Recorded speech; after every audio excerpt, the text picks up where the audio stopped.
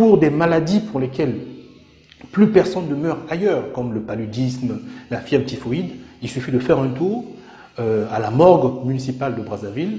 C'est juste consternant le nombre de décès, surtout des personnes moins âgées. La réalité des Congolais, c'est aussi cette femme, cette maman qui a été décédée il y a quelques jours, en tout cas la pluie l'a emportée, y compris son enfant qui cherchait à sauver cette maman des eaux qui l'emportaient. C'est ça aussi la réalité des Congolais. Mais comment expliquer cela? Et donc, il faut bien comprendre que le responsable de toutes ces lamentations, de toutes ces difficultés, de cette pauvreté organisée, ce ne sont pas vos oncles sorciers, vos tantes sorciers, vos cousins sorciers. Il y a un responsable.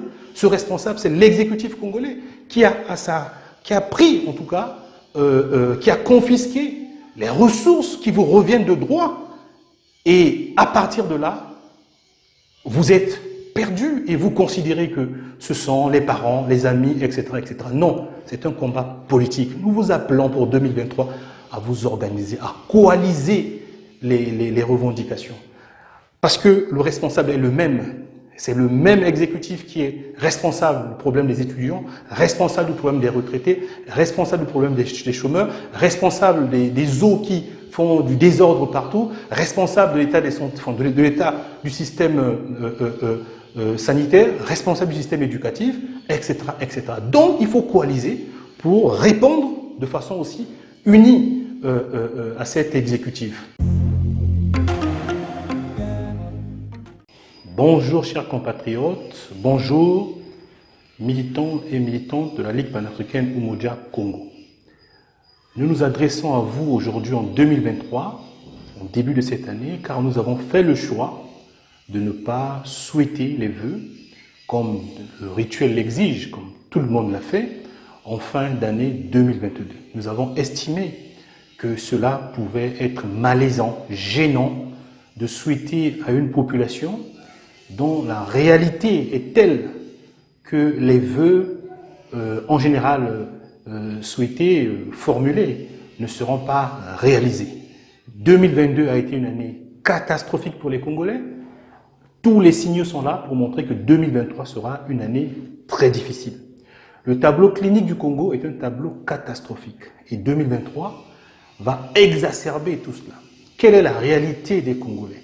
Parce que 2023, disons-le, les Congolais n'auront pas le bonheur, la santé, le progrès que tout le monde a voulu, même de bon cœur, leur souhaiter. En tout cas, pour nous, il s'agit simplement de regarder la réalité. Quelle est la réalité? Le Congolais, au quotidien, est amené à se soigner, par exemple. Quand vous regardez notre système de santé, il est inexistant. Alors même que nous avons, en tout cas, les ressources du peuple congolais consacrent de l'argent pour la santé. Le projet, la prévision budgétaire pour 2023 a prévu sur une recette globale de 2400 milliards. Pour la santé, il y aura donc 200 milliards, soit 8% du budget national.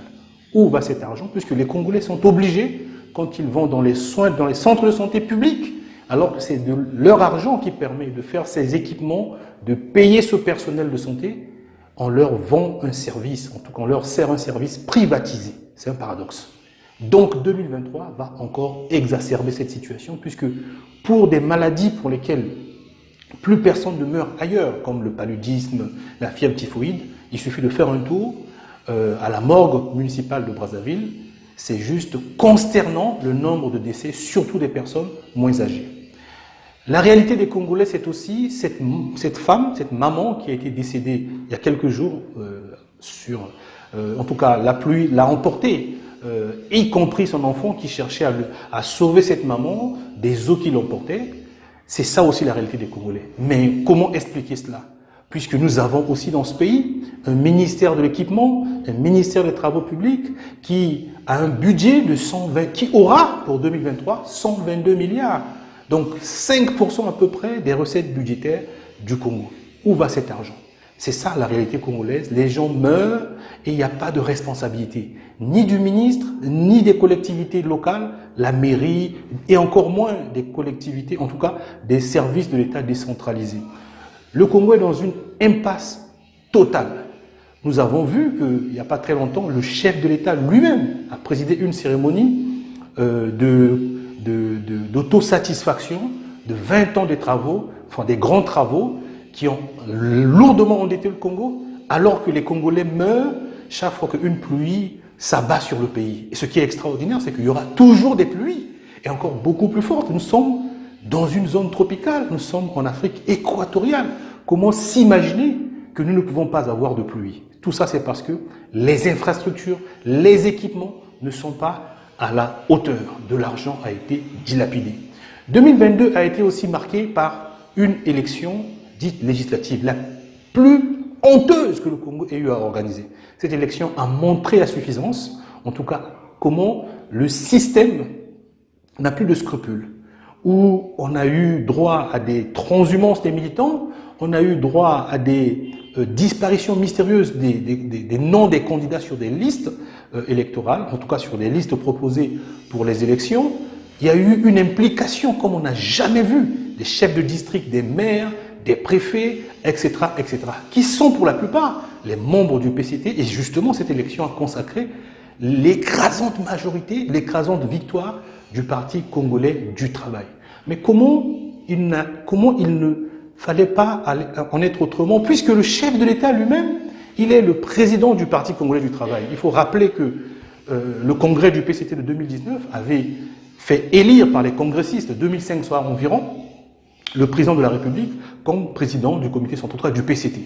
Il y a un gros problème, puisque l'article 80 de la Constitution condamne l'incompatibilité de la fonction de chef de l'État avec la fonction d'un chef de parti. Et le président, qui a prêté serment, l'article 77, indique que c'est lui qui doit faire respecter la Constitution. Si lui, il se comporte en chef de parti, comment voulez-vous que ses cerbères, ses ministres, ses préfets, ses responsables de district, tout ce que vous voulez, toute la chaîne, en fasse autrement? L'exemple vient d'en haut, et donc le président de la République est coupable de donner un très mauvais exemple, et c'est ainsi que la démocratie congolaise ne fonctionne pas. 2022 a été aussi marqué par l'arrestation, en tout cas l'interpellation, d'un chef de parti politique. Vous savez que dans un pays, lorsque les dirigeants, en tout cas les responsables politiques qui sont censés porter la parole, craignent pour leur vie, c'est un indicateur très important pour montrer que ce pays n'est pas un pays libre. D'ailleurs, le Congo a été condamné, le Congo est classé 3 sur 10, une note de 3 sur 10 de l'indice de la démocratie. Et le Congo est classé 137e pays sur les 167 pays qui ont été testés sur la question de la démocratie. Donc le Congo n'est pas en bonne situation pour que 2023 soit une année prospère de santé, de progrès pour les populations. Mais ce désordre institutionnel est lié aussi à la nature de ce régime congolais. Quand vous avez un indice en matière de démocratie aussi faible, on dit que vous êtes un État autoritaire, donc dictatorial. Et ce désordre institutionnel que vous rencontrez est partout. Nous, Ligue panafricaine Umoja, nous avons rejoint par exemple en 2021 le bloc des partis d'opposition qui avait demandé le boycott de l'élection présidentielle. Et nous avons d'ailleurs été interdits de meeting le 6 mai 2021. En plus de cela, nous avons rejoint toutes les revendications qui demandaient la libération des prisonniers politiques, en l'occurrence M. Okombi Salissa et le général Jean-Marie Michel Mokoko. Nous avons signé toutes ces déclarations-là durant l'année 2021. Il se trouve justement que dans ce pays, quand les opposants parlent, donc nous qui vous parlons, nous savons le tarif qui nous sera appliqué le moment venu. Est-ce qu'il faut se taire ou il faut simplement agir? Le Congo, du point de vue des institutions, je le disais tantôt, est aussi un État désordonné. Il faut rappeler que le Premier ministre Anatole Kolonel Makosso, quand il a été nommé en 2021, au mois de mai, si je ne me trompe pas, dès le mois de juin, il a présenté sa politique générale devant l'Assemblée nationale, comme l'exige la loi, en tout cas l'article 99 de la Constitution. Il l'a fait. Quelques semaines plus tard, le président de la République a publié un décret présidentiel dans lequel on a nommé M. Gilbert Ondongo, ancien ministre de l'économie, 19 ans au gouvernement. Comme ça ne suffisait pas, il a été nommé conseiller, en tout cas représentant personnel du chef de l'État, à la tête d'une task force. Cette task force lui permet, en tout cas lui donner le pouvoir d'élaborer quelques semaines après que le Premier ministre ait présenté déjà la politique générale du gouvernement, inspirée d'après lui-même du projet de société du chef de l'État qui a été élu dans les conditions que eux-mêmes savent. Et il parlait des 12 travaux qui allaient conduire à la réalisation de ce projet de société. Quelques semaines après, on a nommé M. Gilbert Ondongo, chef de la task force, dont les prérogatives, entre autres, sont donc de déterminer, d'élaborer le programme national de développement 2022-2026, inspiré du projet de société de président de la République. En réalité, nous avons 2 premiers ministres au Congo. Mieux, M. Gilbert Ondongo, dans ce document, dans ce décret, il lui est associé 10 ministres les plus importants du gouvernement, ce qui constitue techniquement ce qu'on appelle un comité ministériel, c'est-à-dire qu'un des instruments utilisés par le Premier ministre pour mener à bien la politique du gouvernement, on l'a donné à un conseiller du chef de l'État qui ne siège pas au gouvernement, qui détient, en tout cas de droit, puisque c'est un décret présidentiel, des ministres qui sont à sa disposition pour élaborer le plan national de développement 2022-2026. Mieux, M. Ondongo a été aussi chargé d'évaluer les politiques et les programmes. Ça veut dire qu'il joue le rôle du Premier ministre, puisque le Premier ministre est là pour évaluer les programmes des ministres dans ce qu'on appelle le conseil de cabinet, qui est différent du conseil de ministres dirigé par le président de la République lui-même. Voilà un peu le désordre institutionnel au Congo. Mais on peut descendre encore plus bas.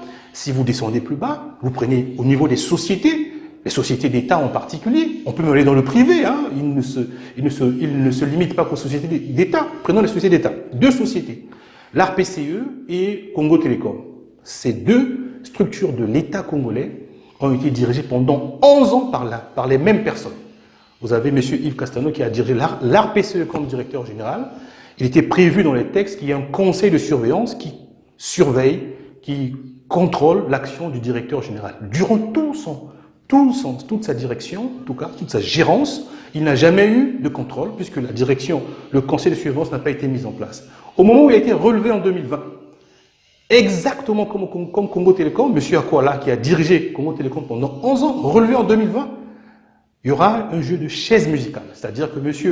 Yves Castano va devenir directeur général de Congo Télécom et M. Akwala va devenir président du conseil de surveillance. Autrement dit, l'un tient l'autre et vice-versa.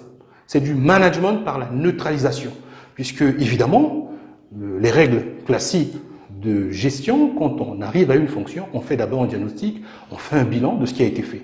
Et on le publie, puisque ce sont des sociétés d'État. M. Yves Castano n'a jamais publié le diagnostic du Congo Télécom, et pour cause, puisque M. Akwala, devenu lui aussi président du conseil de surveillance, peut diligenter le diagnostic, en tout cas le bilan de la gestion de M. Castano. Et c'est ainsi comme ça partout. Nous avons une caste qui se tient. Nous avons une oligarchie. Ce que la Fédération de l'opposition congolaise a nommé dans sa lettre ouverte au président de la République de septembre 2022, le lobby tribal avec sa clientèle. Le lobby tribal se protège, cette caste des oligarques se protège pour conserver le pouvoir.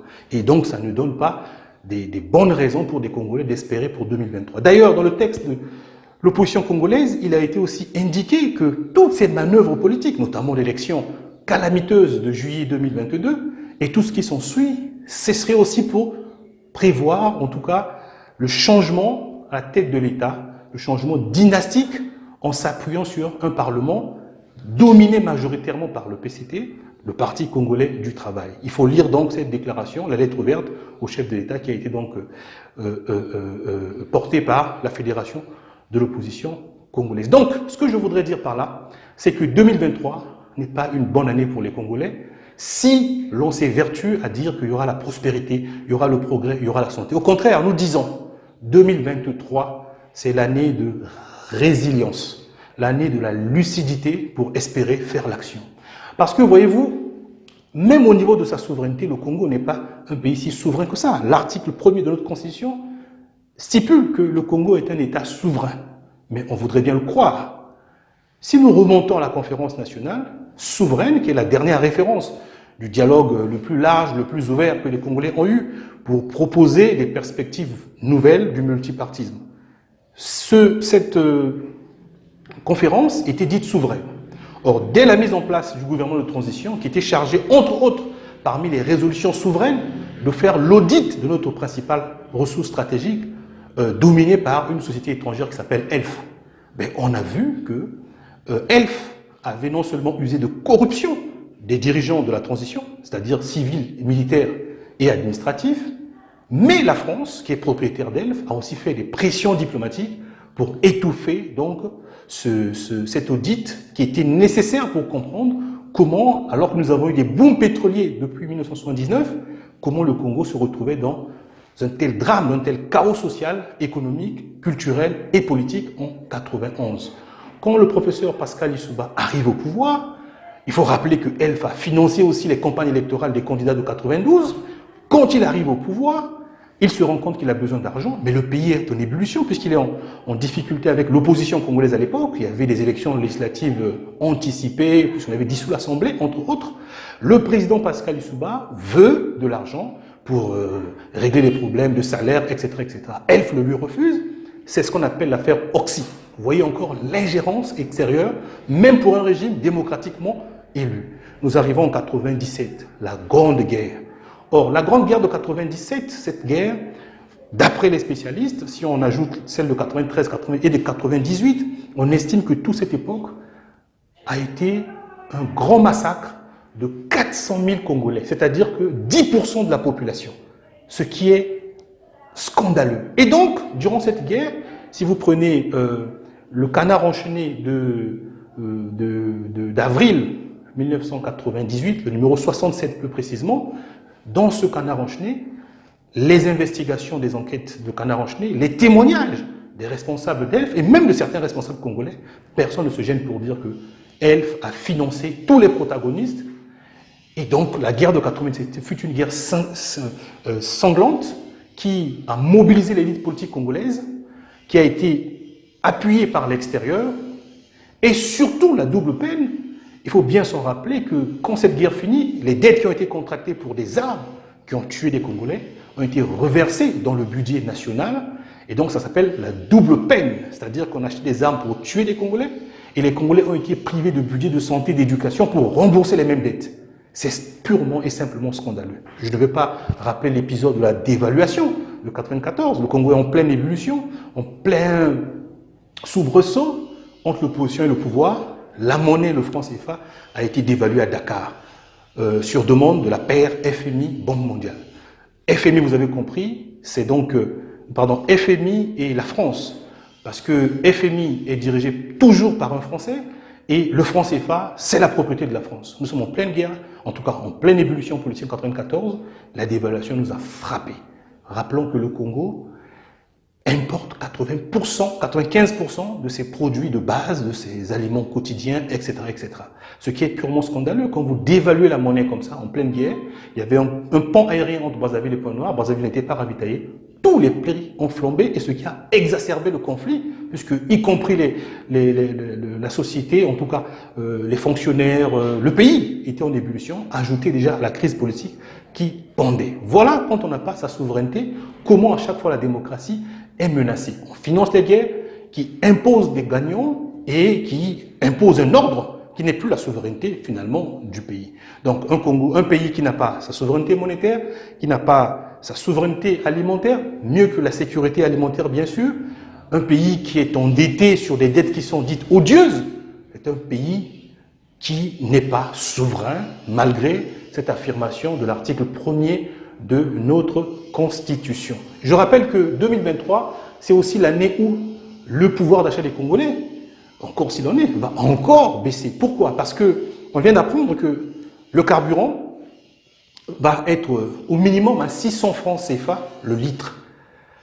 Ce qui est scandaleux. Nous sommes le 3e pays producteur du pétrole en Afrique subsaharienne, après le Nigeria et l'Angola, avec 5 millions d'habitants par rapport aux 2 autres. Ce qui veut dire que techniquement, nous devrions avoir des prix, en tout cas en matière de carburant, extrêmement dérisoires pour un pays qui est producteur du pétrole. Aujourd'hui, nous avons au minimum à 600 francs CFA. Et le texte qui a été publié recommande aux uns et aux autres de remercier le président de la République d'avoir limité l'augmentation de ce prix. Mais ce prix déjà à la base est scandaleux. Donc on ne peut pas remercier un exécutif qui ne fait pas son travail du tout. Nous voulons avoir le pétrole, le fuel, en tout cas de façon quasi normale, parce que nous sommes détenteurs de cette ressource. Il n'est pas normal que nous payions au prix fort, comme des pays enclavés ou des pays qui n'ont pas de ressources naturelles, en tout cas de ressources pétrolières, le pétrole à ce prix-là. Donc le Congo, sur ce tableau, est un pays très très en difficulté. Le tableau clinique du Congo est un tableau clinique catastrophique. Le pays n'est pas souverain, je l'ai dit tout à l'heure, mais il faut s'en rappeler que la dévaluation du franc CFA, toutes ces interventions ne sont pas propres au Congo. D'autres pays africains ont été victimes de cela. Au même moment, quand on a dévalué, c'était toute la zone franc, ce qui montre encore une fois que nous avons des problèmes structurels communs. Nous avons des problèmes de souveraineté monétaire, des problèmes sur la dette, des problèmes sur la monoculture, puisque c'est ce qui définit en quelque sorte un État libre ou un État indépendant. Donc, avec cette caste, cette élite, ce lobby tribal et sa cour, en tout cas que nous retrouvons à peu près partout dans les pays dominés par le franc CFA, nous avons en gros les mêmes problèmes. C'est-à-dire que l'ancienne puissance coloniale s'appuie sur une élite qui développe des instruments de domination locaux et qui répond évidemment aux besoins de ses parrains politiques, de ses parrains internationaux. Nous l'avons vu en Côte d'Ivoire, nous l'avons vu en Centrafrique, nous l'avons vu au Gabon. Et donc, il y a vraiment quelque chose qui ne va pas sur le plan international et sur le plan de notre souveraineté. Je voudrais attirer aussi votre attention sur 2023, encore une fois, parce qu'en 2023, les conflits internationaux vont s'intensifier, en particulier le conflit Russie-Ukraine.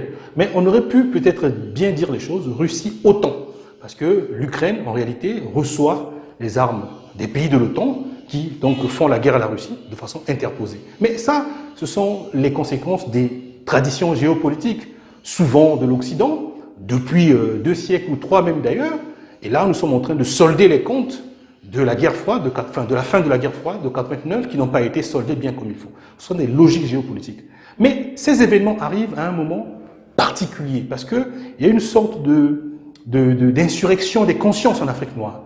Vous voyez ce qui se passe au Mali, ce qui se passe au Burkina, ce qui se passe au Sénégal, ce qui se passe en Centrafrique, etc. Donc ces problèmes arriveront dans notre pays d'une manière ou d'une autre. Cette insurrection des consciences a montré comment les peuples africains soutiennent les aspirations à la souveraineté. On a vu comment le Mali a fait. Au Mali, il ne s'agit pas de soutenir les militaires ou je ne sais quel autre régime, il s'agit de soutenir les aspirations à la souveraineté. Parce que le Mali, en réalité, est victime. Le Mali est victime. Les djihadistes qui aujourd'hui mettent en difficulté le peuple malien, c'est la conséquence directe de l'invasion et de l'assassinat du colonel Kadhafi par le trio France, Angleterre, États-Unis. Et donc cette conséquence a fait qu'on a donné les armes aux indépendantistes maliens et on a alimenté tout un trafic avec les djihadistes. Ça a déstabilisé le Mali. Et on a acculé le Mali pour dire que le Mali n'était pas assez reconnaissant vis-à-vis de la France qui était venue l'aider. Mais en fait, en réalité, non, puisque la France devrait normalement réparer ce qu'elle a commis en Libye, qui est venu déstabiliser le Mali. Mais pas que la France, les États-Unis, l'Angleterre, qui ont donné leur quitus à l'époque au Conseil de sécurité pour que la France et l'Angleterre puissent bombarder justement le colonel Kadhafi et déstabiliser la Libye, et donc les armes sont parties. Nous avons estimé, Ligue panafricaine Mogel, nous sommes le seul parti au Congo qui a organisé à ce moment-là un soutien, en tout cas un meeting en salle, en soutien au peuple africain du Mali. Et je note qu'il y a eu la jeunesse africaine qui est partie du Sénégal, des pays alentours, pour aller soutenir les aspirations du peuple malien à reconquérir sa souveraineté avec les changements géopolitiques que nous avons vus qui sont opérés au Mali. Mais ce qui se passe en Afrique de l'Ouest arrivera, comme je l'ai dit, en Afrique centrale. Parce que nous avons structurellement, je l'ai dit, les mêmes problèmes, en gros, même si à des degrés divers, on peut trouver des explications différentes, mais nous avons globalement les mêmes problèmes. Chers compatriotes, chers militants de la Ligue panafricaine Umoja Congo, 2023 sera difficile, ici au Congo. Parce que tout ce que nous avons, les données que nous avons à notre disposition montrent que la population va souffrir. Mais dit-on que le pouvoir revient toujours au peuple. Le peuple a toujours le dernier mot. Le peuple n'a le dernier mot que si on conjugue résilience, donc capacité à résister, lucidité, capacité à voir les choses comme telles, et ensuite l'action. Si on ne fait pas ça, le peuple n'aura jamais le dernier mot, ça restera des slogans.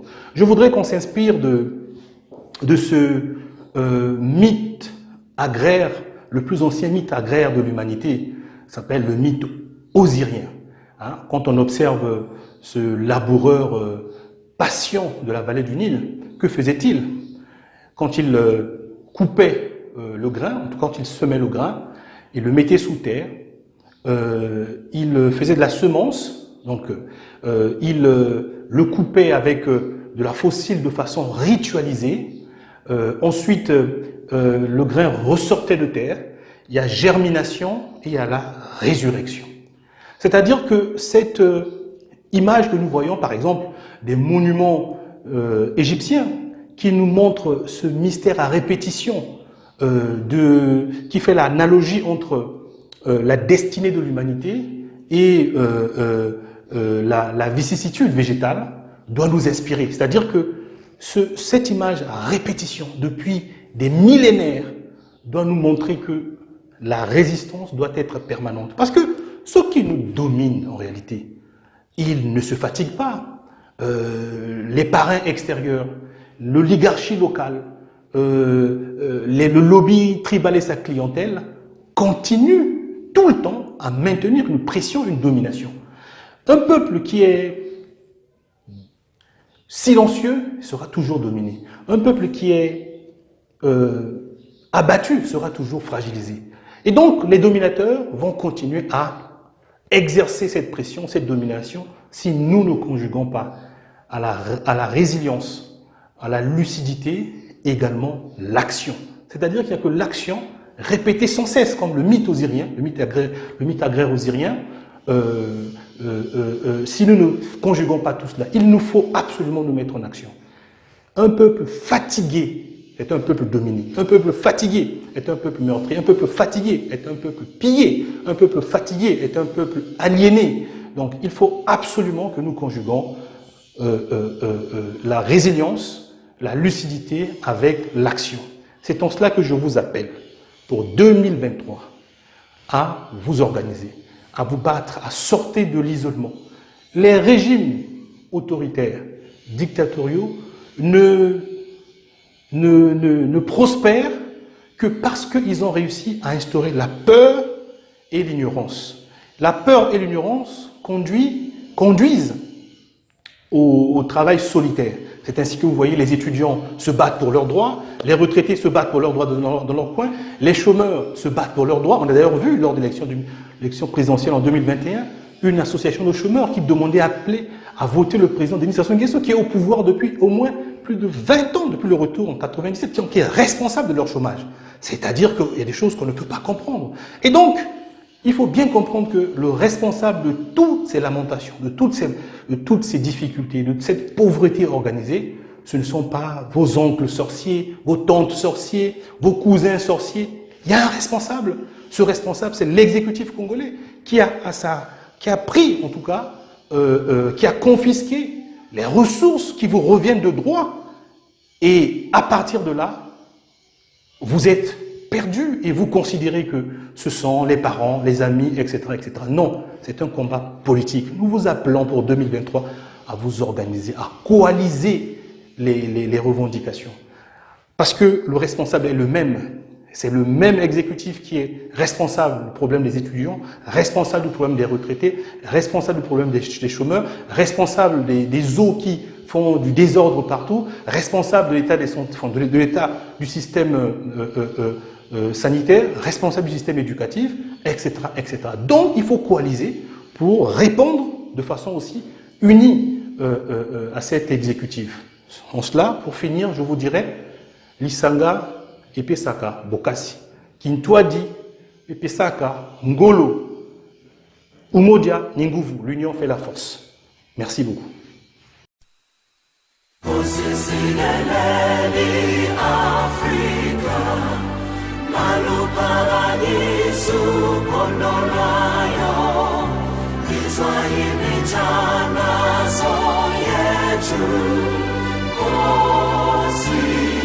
Sigalela